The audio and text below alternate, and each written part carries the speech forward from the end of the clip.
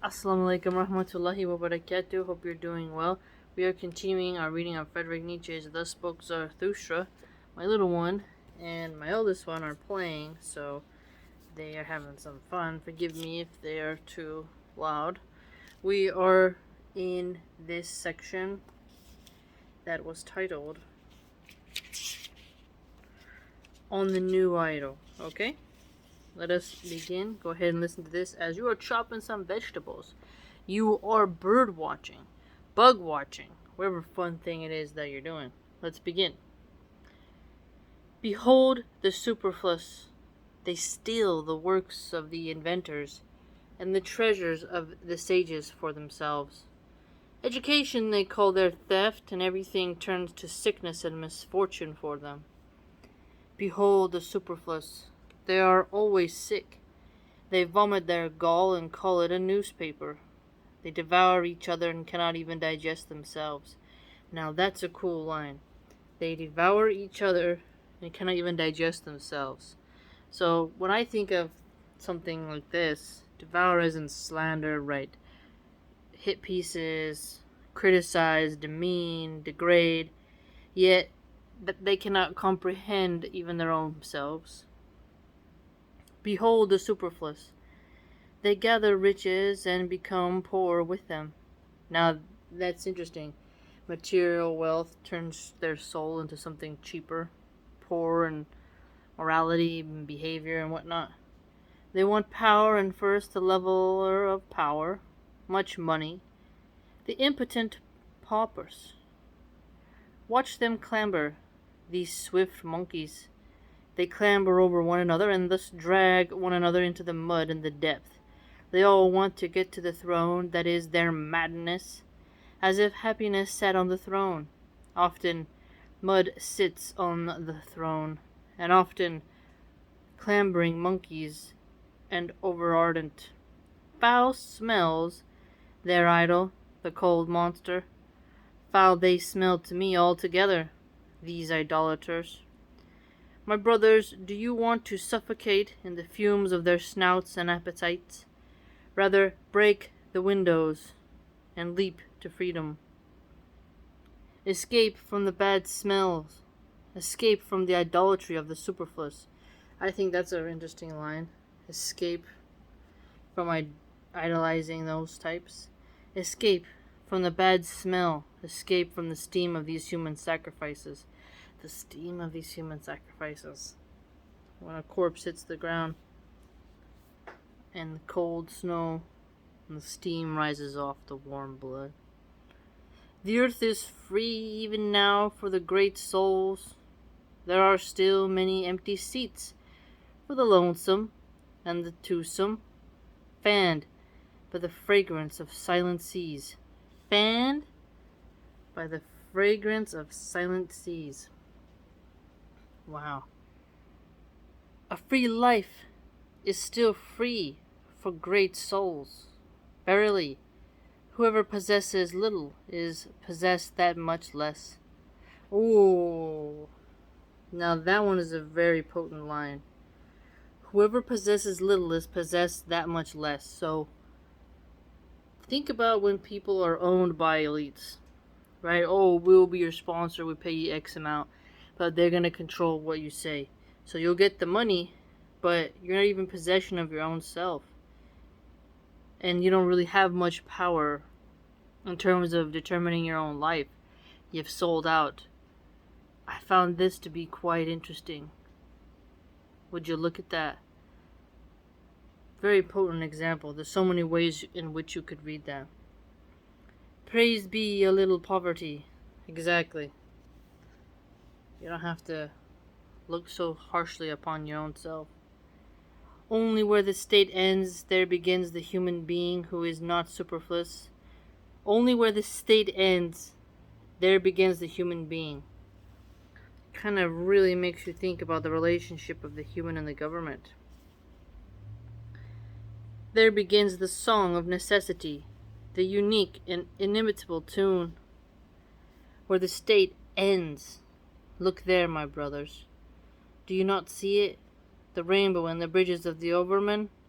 Thus spoke Zarathustra. where the state ends.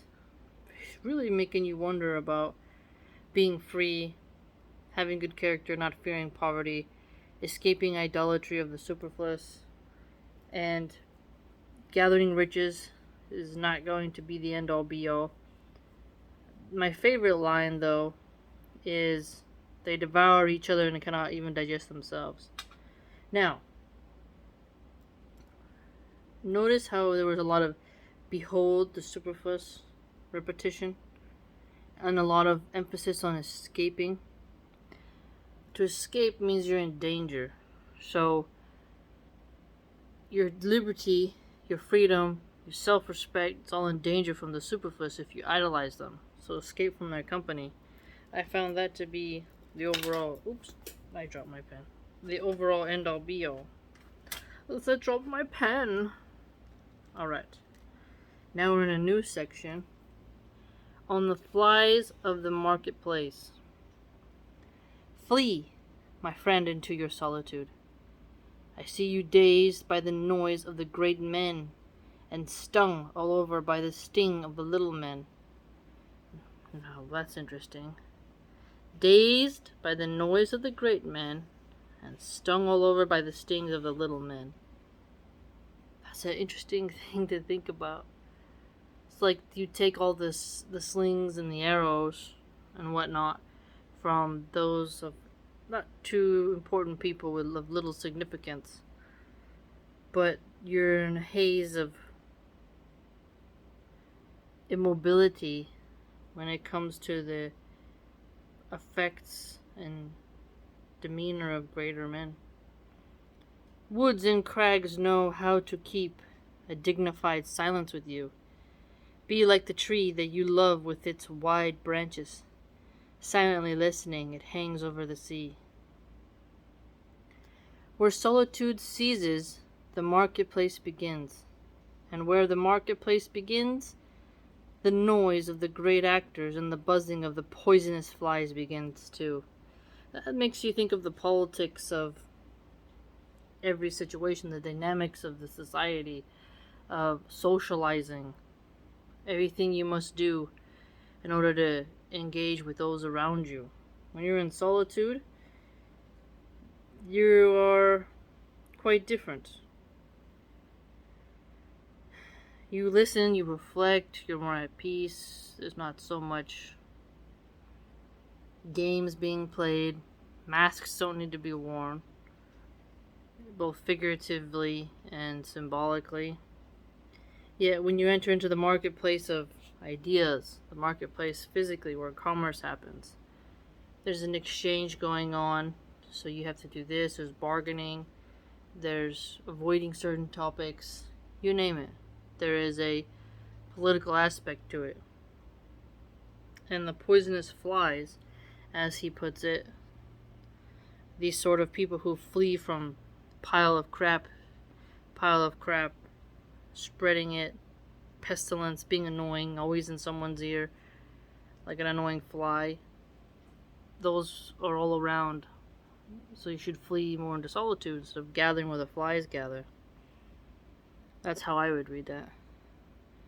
In the world, even the best things amount to nothing without someone to make a show of them. Hey, that's interesting. The best things amount to nothing without someone to make a show of them. Now that's a little bit of a paradox, because if it's the best, it'll naturally rise to the cream of the top, because no one wants to necessarily show them mediocre. It would still be the best even if no one shows it, but because it's the best, it's shown to more people, because the people naturally want to show what is best. Great men the people call these showmen. Little do the people comprehend the great, that is, the creating, but they have a mind for all showmen and actors of great things. By the way, it's a pretty hard rainstorm, so if the power goes out, I'll end the video. But I don't think it will. Around the inventors of new values, the world revolves. Invisibly it revolves, but around the actors revolve the people and fame. That is the way of the world. The actor has spirit, but little conscience of the spirit. Always he has faith in that which he inspires the most faith in himself. So the actor has spirit, and he always inspires faith in himself. Tomorrow he has a new faith, and the day after tomorrow a new one. Well, he has to adopt a new persona based on his character, right? He has quick senses like the people and capricious moods. To overthrow, that means to him to prove. To drive to frenzy, that means to him to persuade. And blood is to him the best of all reasons. I don't really get that one. An actor doesn't seem bloodthirsty, in my opinion. A truth that slips into delicate ears alone he calls a lie and nothing. Verily, he believes only in gods who make a big noise in the world. That's interesting. Kind of getting at the spirituality of an actor. They seek the limelight, so they would worship something that also seeks the limelight and has this huge emphasis. It's not very quiet and in the background, or sort of an overlooming, unseen, right? Kind of more bold and in your face and pompous. Full of solemn gestures is the marketplace, and the people pride themselves on their great men. They're masters of the hour, but the hour presses them, so they press you, and from you too they want a yes or no. Alas, do you want to place your chair between pro and con? To be the middleman, to be caught in between, to be the fence sitter? Do not be jealous of these unconditional, pressing men. You, lover of truth, never yet has truth hung on the arm of the unconditional. That's interesting. Never has truth really hung on the arm of the unconditional. Because, it is true that a lot of things are conditional, and that's the truth. So if someone says, unconditionally, like, oh, I'll love you unconditionally, that's not necessarily true, because there are conditions that can cause someone to not love you anymore, right? The bond can always be broken by something severe, and to deny that truth is to deny truth itself. On account of these sudden men, go back to your security. It is only in the marketplace that one is assaulted with yes or no. Slow is the experience of all deep wells. Long must they wait before they know what fell into their depth. Oh, now that's interesting. Slow is the experience of the deep wells. So there's kind of analogy going on here. Because if it's so deep, it takes time to fall. And something is falling, and they have to figure out what it is. If the well had consciousness, almost makes you think like he's trying to tell us. An idea comes to you, wait and process it to see what it means, or what you should do, or how you should act. To pause, be reasonable, and not overly impulsive. You don't have to have a quick yes or no. Rather, you can take your time and pause and think on it until it appears as it should, so you can properly decide what to do with the situation. Far from the marketplace and from fame happens all that is great. Far from the marketplace and from fame the inventors of new values have always dwelt. The inventors of new values, huh? Flee, my friend, into your solitude. Now remember, the last one was escape from the superfluous. Now he's saying flee into solitude. Escape and flee. Escape, get away from danger. Flee, find a refuge. Solitude is a refuge. There's danger among the superfluous. I see you stung all over by poisonous flies. Flee where the air is raw and strong. Flee into your solitude. You have lived too close to the small and the miserable. Flee their invisible revenge. Against you they are nothing but revenge. Now this is interesting. Invisible revenge. So you cannot perceive what it is they're plotting, but they may as well be some type of potential enemy. Or, because think about he's speaking of poisonous flies. You don't want to get stung by a poisonous fly. So the sort of invisible revenge, both deliberate and indirect as well, is the risk that hovers over constantly, so you might as well get away from them.